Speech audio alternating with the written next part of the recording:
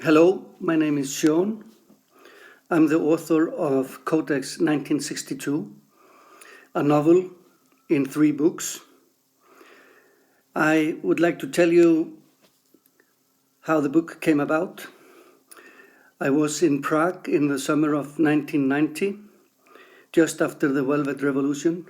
It was my first time in that amazing city, beautiful city, a city that I had visited so many times in literature, in Kafka, in Hrabal, in Hasek, to name but few.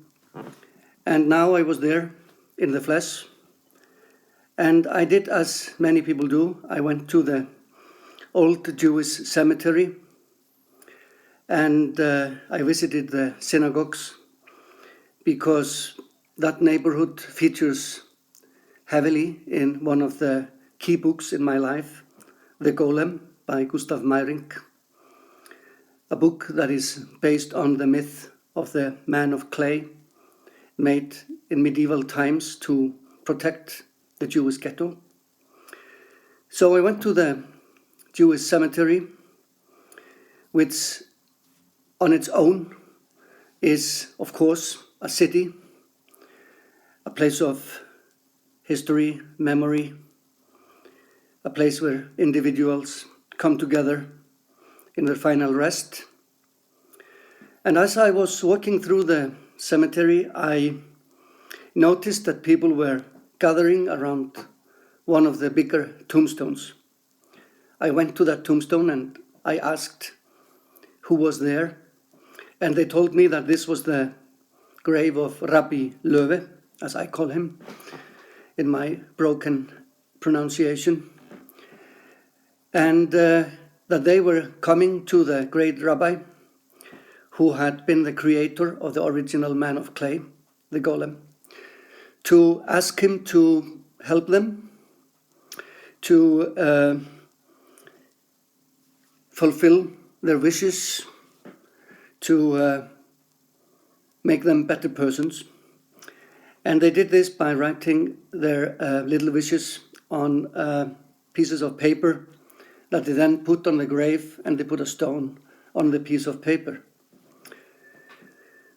I was going through some difficulties at the time in my personal life, let's say girl problems, and I wrote a little message to the rabbi where I said that if he would solve my quite insignificant everyday problem, then I would bring his golem to Iceland in the form of a novel. And of course, because the rabbi is more powerful than an Icelandic 28-year-old poet, he solved my problem immediately. And that left me with the task of bringing the golem to Iceland. So, a few years later, in 1994, I finished the first book, and the first book ends with a piece of clay in the form of a small child being brought to Iceland at the end of the Second World War. It is brought there by a Jewish refugee, Leo Löwe, and the narrator of the whole story, of the whole Codex 1962, is Joseph Löwe, the small child of clay that was brought to Iceland. And Joseph, like so many individuals in our world, is looking for a connection with something bigger than himself, or even smaller than himself. Let's say that he's looking for his place in the great network of history, of histories.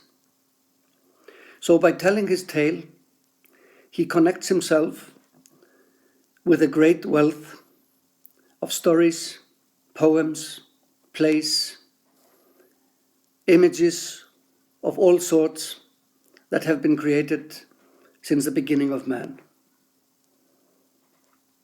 And I think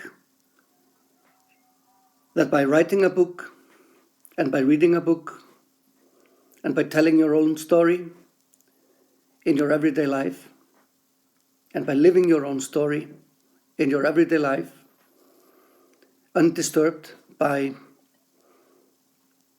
let's say, oppressive forces, then we do that. We place ourselves in the network of the human experience. And I hope I have placed Codex 1962 in a good place in that great net that is still being woven by the great goddesses of literature.